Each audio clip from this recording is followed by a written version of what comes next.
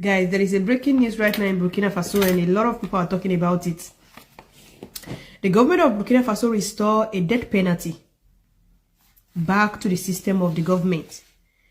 And people are complaining, people are saying a lot. Burkina Faso is a country caught in one of the toughest battles in West Africa.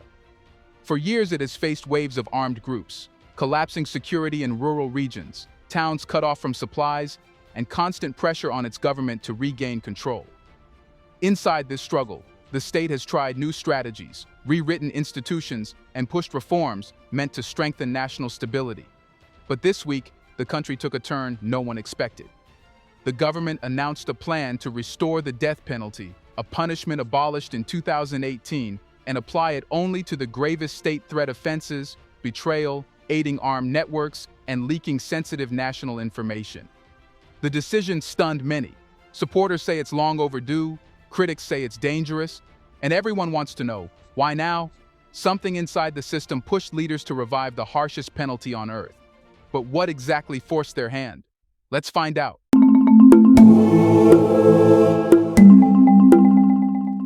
For months, Burkina Faso had been navigating a tense and uneasy silence.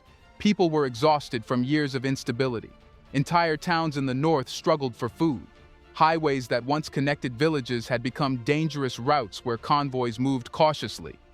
Every citizen felt the weight of a country trying to hold itself together. But even in this climate, no one expected the announcement that arrived on a Thursday evening, an announcement that immediately changed the tone of the nation. It came directly from a Council of Ministers meeting, the kind where decisions usually revolve around budgets, reforms, or administrative changes. Instead, this time the government declared something far heavier: a bill to restore the death penalty. Not broadly, not for ordinary crimes, but specifically for what they called state-destroying offenses, acts of betrayal, aiding armed networks, and leaking critical national security information that could put soldiers and civilians at risk. The shock wasn't just about the penalty itself. Burkina Faso had abolished it in 2018, joining a growing number of African nations moving toward more humane justice systems. Restoring it felt like reversing nearly a decade of progress. Yet the government insisted it wasn't a backward step. It was, in their words, a necessity born from what the country now faces.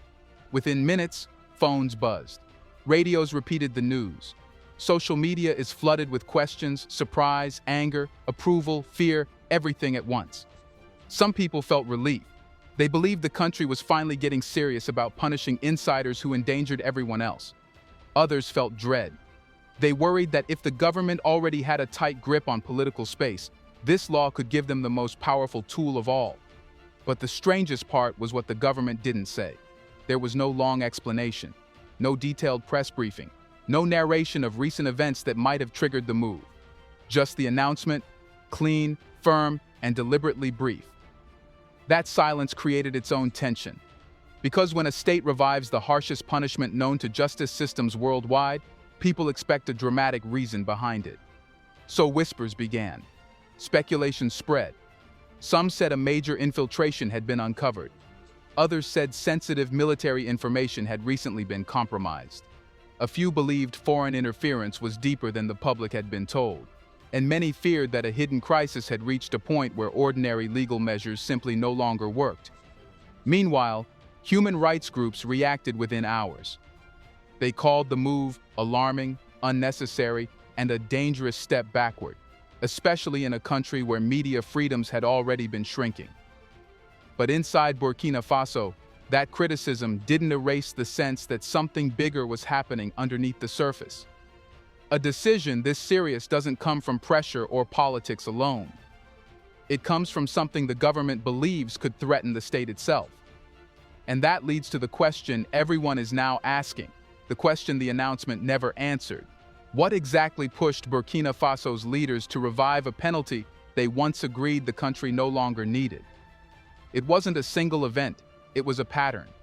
A pattern that slowly revealed something far more dangerous than the armed groups operating in the north.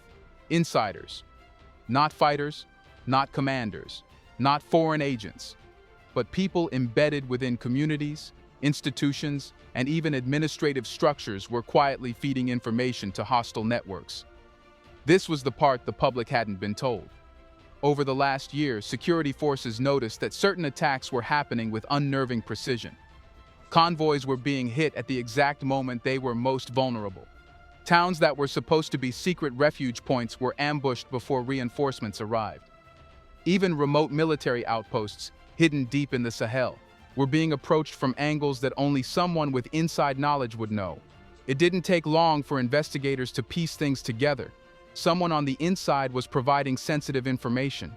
Not once, not occasionally, but repeatedly and with devastating consequences.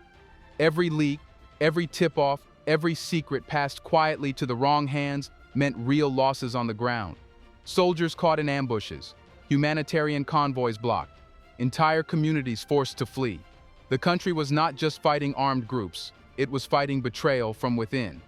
But what truly alarmed authorities wasn't the existence of insiders. Countries at war face that all the time. It was how deep and organized the insider activity had become. Some leaks were coming from people working near the administrative offices, others from individuals pretending to be victims seeking help. A few even came from locals who earned soldiers' trust only to misuse it. The government realized that the threat wasn't only external anymore. It was woven into the fabric of everyday life. And here was the real turning point. Ordinary penalties, prison, fines, and detention were no longer working. Insiders believed the state was too overwhelmed to catch them.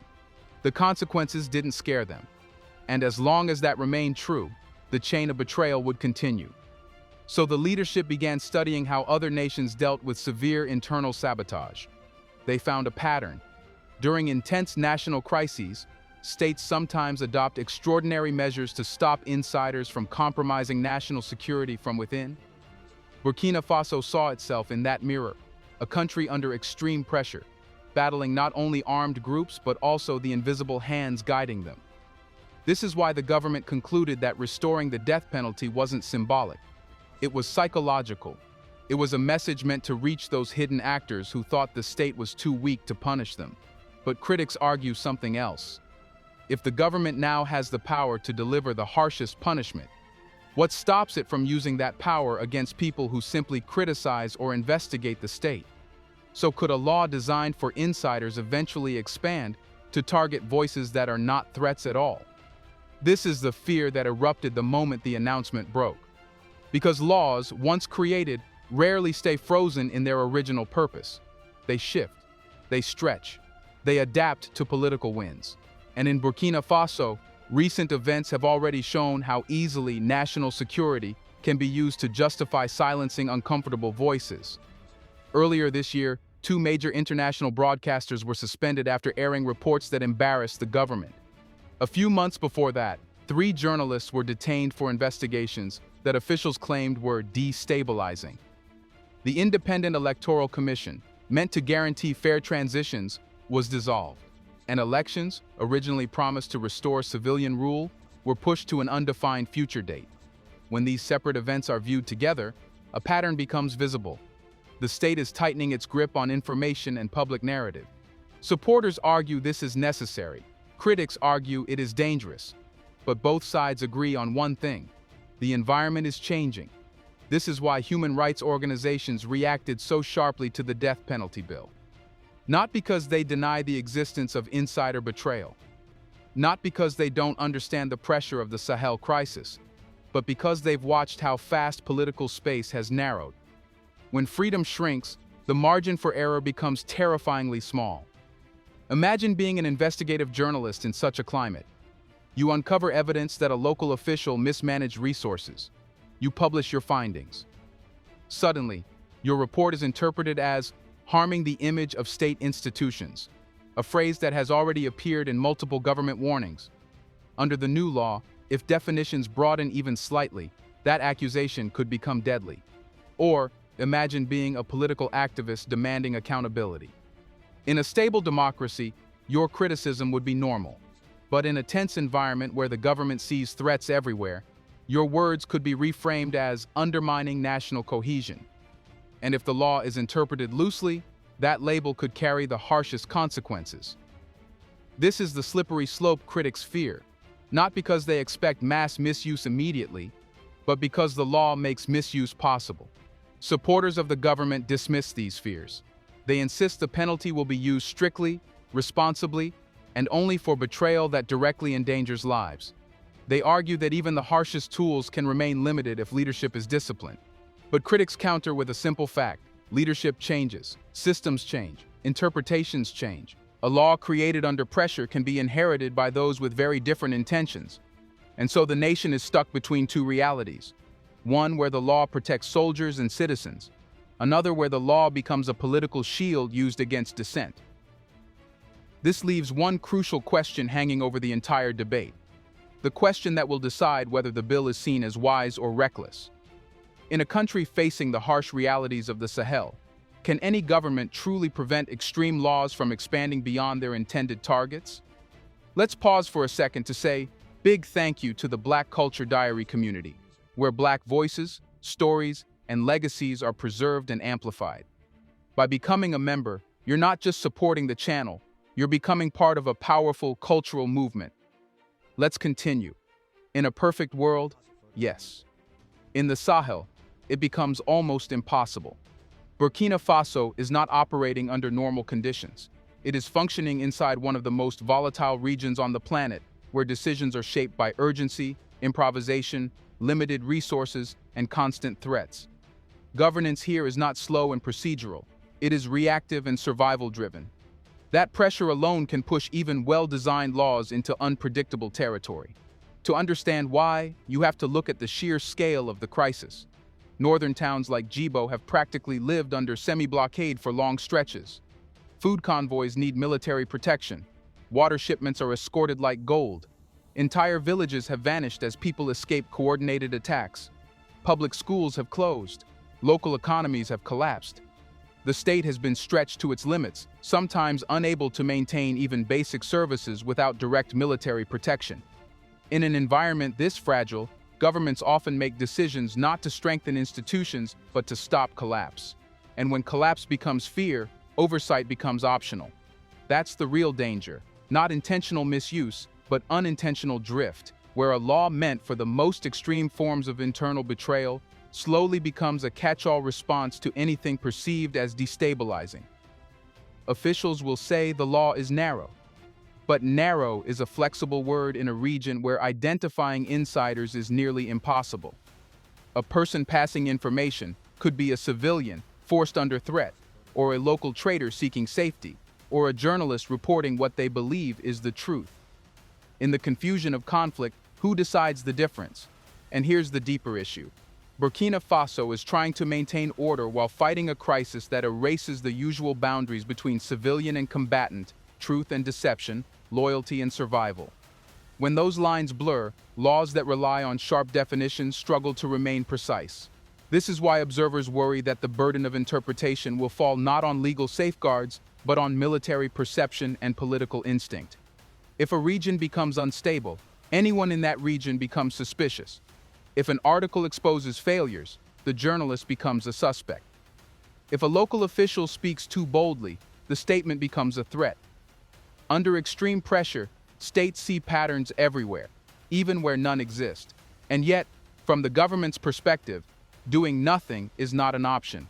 They believe internal betrayal has reached a level where the country could lose entire territories if decisive measures aren't taken. In their eyes, the penalty isn't about control, it's about preventing fracture. This is their argument. A nation surrounded by chaos cannot afford leniency inside its own walls. But this leads to a larger, more uncomfortable reality. If a country takes the toughest possible measure against insiders, what happens when the crisis ends, but the law remains? Here's a reminder to please like and share the video and subscribe to our channel to watch more videos on Black culture, history, civilization, and identity. Let's continue now. The truth is unsettling. Both possibilities are real, and that's what makes this moment so critical. The government insists the penalty is strictly for insiders who deliberately endanger the nation. And today, while pressure is at its peak and betrayal is a real threat, the law may indeed be used exactly as intended. But laws don't expire when crises end. They don't disappear when leaders change. They remain, quietly waiting for whoever sits in power next. This is why long-term consequences matter more than short-term intentions. Right now, Burkina Faso is led by a military government that believes extraordinary measures are necessary for survival. But fast forward 5 years, 10 years, and different leaders might inherit the same powers. A future administration could be more authoritarian, more insecure, or more eager to punish rivals. The legal tool that today targets infiltrators could tomorrow be used against whistleblowers, critics, outspoken opposition figures, or anyone accused of undermining national cohesion. History across the world shows how slippery these paths are. Once a state gains the power to impose the harshest punishment for state threat behavior, definitions begin to shift alongside political needs. A leader facing public discontent might broaden the meaning of betrayal. A leader facing an election challenge could interpret criticism as destabilization. A leader dealing with internal factionalism could weaponize the law to eliminate rivals under the banner of national protection. And the greatest risk? The public gets used to it. A population living in a prolonged crisis becomes numb to extreme measures. What once felt shocking becomes normal. What once required justification becomes routine. Over time, the law wouldn't feel like an emergency tool, it would feel like part of the system. But there is another side to this argument. Some citizens believe the country has been too lenient for too long.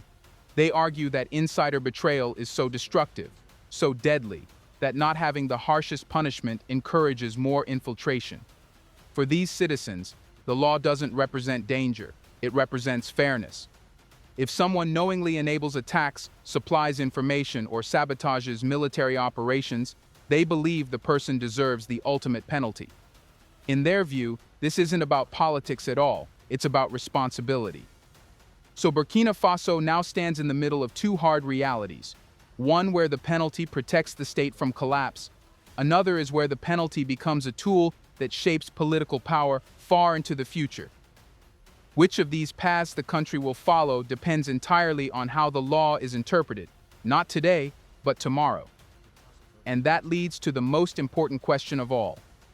When the crisis eventually calms and new leaders take control, will this law strengthen Burkina Faso's future or haunt it? The answer depends on something deeper than the law itself, the political maturity of the nation that inherits it. A legal tool is only as dangerous or as protective as the intentions of the people wielding it. Right now, Burkina Faso's leadership believes it is safeguarding the nation from insiders who compromise military movements, leak sensitive information, and expose entire regions to organized violence. Their argument is simple. Without a strong deterrent, betrayal will continue to bleed the country from within. But once the law enters the books, it becomes part of the country's permanent structure. Whoever sits in the presidential office in the years ahead will have the same authority to use it. A leader committed to justice might employ it sparingly, using it only when undeniable evidence shows that a deliberate act puts thousands of citizens at risk. Another leader, however, could interpret dissent, criticism, or activism as threats to national unity and use the law in ways completely disconnected from its original purpose. This is the unpredictable legacy of powerful legislation created during national emergencies. It solves the problem of today while quietly shaping the politics of tomorrow. The country is in the middle of a profound transformation. Old political structures have been dissolved. Elections have been postponed indefinitely. Media space has narrowed. Public frustration over insecurity has reached historic levels. People want stability. They want action.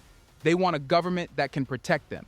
And in moments like this, populations are more willing to accept tougher laws if they believe those laws will restore order. But history warns something important. Emergency powers rarely stay temporary. Once society grows used to them, reversing them becomes almost impossible. Burkina Faso must now decide whether this law becomes a shield, a precise, disciplined tool used only against those who knowingly endanger millions of lives, or a sword that any future leadership can swing more widely than intended. The difference between these two outcomes will be determined not by what the government says today, but by how institutions evolve after the crisis, how checks and balances are rebuilt, and how power is distributed when civilian rule eventually returns. The danger is not the existence of the law. The danger is what the law could become if its boundaries fade. And yet, here is the other undeniable truth. Without decisive action, the country risks losing regions entirely to internal sabotage. The leadership believes that doing nothing is not an option. Their priority is survival, and survival sometimes pushes nations into decisions that shape generations. So Burkina Faso stands at a critical fork in the road. One path leads to a more secure state that uses strong laws responsibly. The other leads to a political future where harsh tools become normalized and easier to misuse. The country must now answer a final, defining question. Will this law ultimately protect Burkina Faso's future or define it in ways no one can control? Let us know in the comments section. Can Traoré, the only hope for Africa, will mess this up, or is this exactly what we needed? Do you want to watch more videos like this one? If so, subscribe to our channel and press the bell icon next to it. We have decided to bring videos on something nobody talks about: the Black culture, civilization, history, and evidence about how glorious Blacks have been. Thanks for watching, and until the next video, stay tuned.